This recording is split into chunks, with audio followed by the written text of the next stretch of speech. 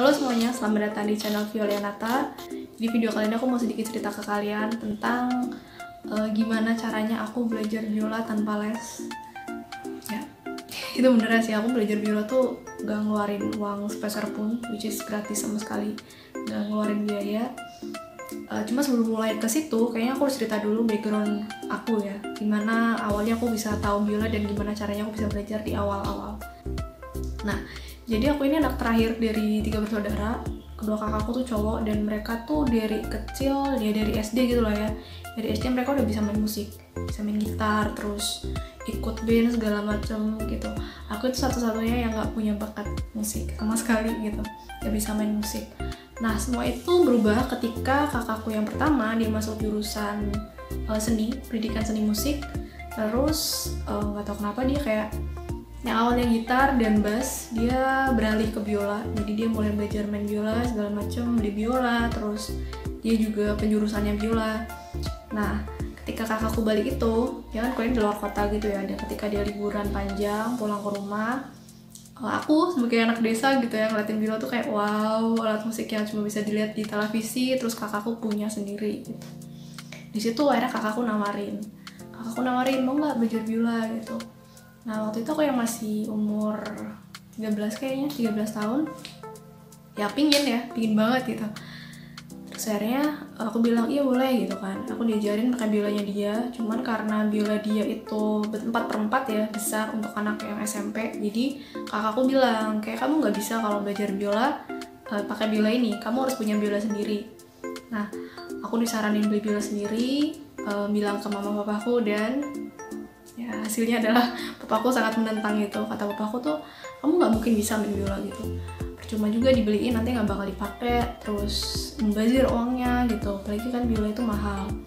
Nah, beruntungnya aku punya ibu yang baik banget. Mamaku itu dia ngebeliin tanpa ngomong ke papaku dulu, jadi dia minta kakakku buat beliin. Dan di liburan selanjutnya kakakku pulang bawa biolaku, jadi akhirnya aku punya biola sendiri. Dari sinilah dimulai aku belajar biola. Jadi sebenarnya belajar biola dari kakakku itu ada keuntungan dan kekurangannya ya. Keuntungan yang pertama tentu aja gratis, karena aku nggak perlu bayar kakakku sendiri kan.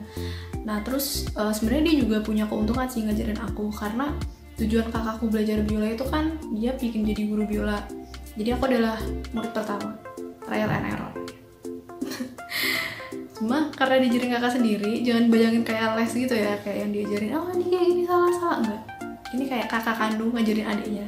Kalau misalnya aku nggak bisa gitu ya, dia juga emosi gitu, dia juga meledak-ledak segala macam, gimana sih diajarinnya kayak gitu. Jadi kayak gitu, itu kelebihannya gratis ya. Kekurangannya ya kamu diajarin sama kakak sendiri kayak gitulah.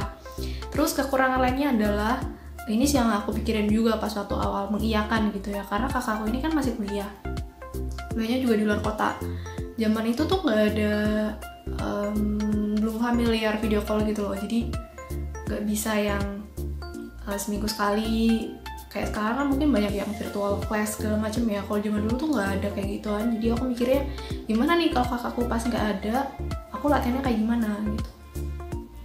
Cuman karena udah mulai dan udah merasa diremehkan sama papa sendiri ya, jadi aku pengen membuktikan aku bisa, akhirnya aku jalanin aja. Jadi mekanismenya adalah selama 1,5 bulan pertama itu aku bener-bener belajar setiap hari, ditemenin. Tapi ditemeninnya nggak yang di samping gitu, dia di ruangan lain.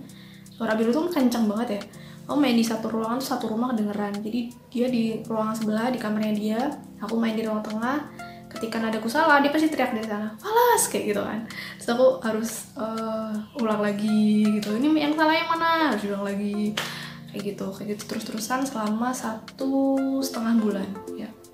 Dan ketika dia pulang, dia balik lagi kuliah, aku ditinggalin macam-macam buku ya, dan macam-macam rutin yang harus dilakuin, kayak kamu harus lakukan ini setiap hari, ini yang harus dilakuin tuh ini. Habis itu boleh main lagu-lagu gitu. Itu terus selama 1,5 tahun pertama. Jadi 1,5 tahun pertama itu adalah neraka buat aku, karena perlu digarisbawahi ya, aku ini bener-bener nggak ngerti musik, buta nada, buta tempo. Jadi aku main biola pun nggak tahu ini fals atau enggak. Bahkan main Twinkle Twinkle Little Star aja itu lagu paling gampang, dan kalau kalian belajar biola pasti diajarinnya itu pertama kali. itu aku kayak belajarnya 1,5 bulan atau sebulan gitu lah, pokoknya tuh nggak move dari situ gitu loh.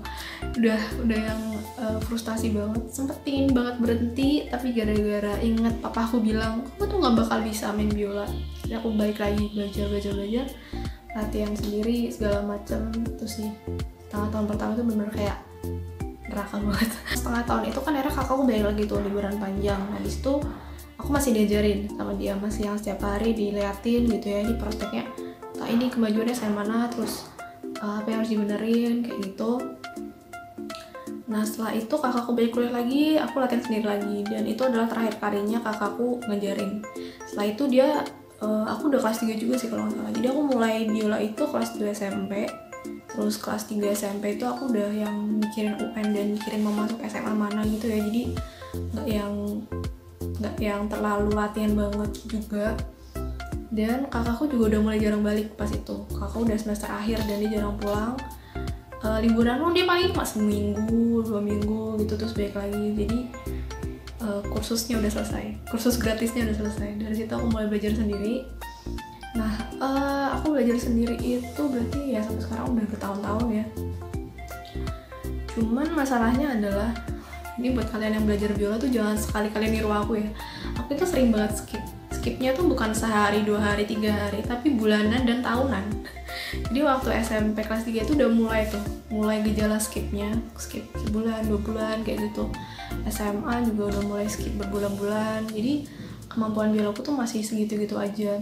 Tahun ini itu adalah tahun kemarin berarti, dari mulai tahun 2020 itu aku mulai mencoba latihan terus dengan cara bikin video kayak gini, bikin video di YouTube ini tuh tujuannya adalah biar aku setiap minggu setidaknya megang biola gitu, biar aku tetap latihan terus. Karena ya biola tuh nggak kayak alat musik lain sih yang lebih apa ya, kayak kemampuannya tuh nggak cepet banget nurunnya gitu.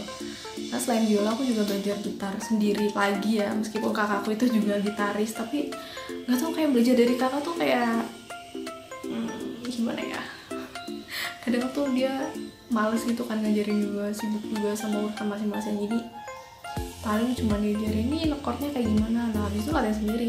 Musik kan kayak gitu ya, selalu kayak gitu. Nah ya gitu sih, jadi kayak gitu sih aku belajar biolanya tuh kebanyakan ya belajar sendiri, tanpa guru les, tanpa les, karena mau les juga susah. Waktu itu aku tinggalnya nggak di kota besar, jadi nggak ada kursus biola di situ, harganya juga mahal kursusnya ya. Jadi ya harus mencoba sendiri gitu. Buat kalian yang ngerasa susah belajar biola, nggak apa-apa kok, semua orang tuh ngerasain hal yang sama gitu. Justru di tahun pertama itu adalah tahun yang paling menentukan kalian mau bisa atau enggak. Aku aja tuh baru bisa karena aku aja tuh di setengah tahun pertama tuh rasanya udah mau berhenti banget. Tapi ya tadi mungkin itu jadi tips juga ya buat kalian yang mau belajar biola. Kalian harus punya satu niat yang bener-bener bikin kalian tuh nggak boleh nyerah gitu loh. Kayak aku tadi, aku kan nggak nyerahnya tuh gara-gara diramein sama papaku sendiri kan. Jadi aku membuktikan, aku nggak pingin papaku tuh kayak itu kan bener nggak bisa kayak gitu. Jadi aku latihan terus-terusan, dan itu sehari terus ya. Dan dulu aku latihannya itu bener-bener setiap hari. Setahun pertama tuh setiap hari, nggak ada skip sama sekali. Minimal 1 jam ya, 1 jam kalau nggak salah sih, 1 sampai setengah jam, minimal 1 jam ya, aku latihan minimal 1 jam. Mungkin kayaknya aku bakal nunjukin sih rutin yang aku lakuin, kayak istilahnya PR-nya gitu lah ya. Kakakku pas aku belajar sendirian, ditinggalin doang sama kakakku aja. Mungkin lain kali aku bakal bikin video kayak gini lagi. Mungkin lain kali aku bakal tunjukin rutinnya sih gitu. Jadi pesanku buat kalian yang lagi belajar biola ataupun yang baru belajar biola tapi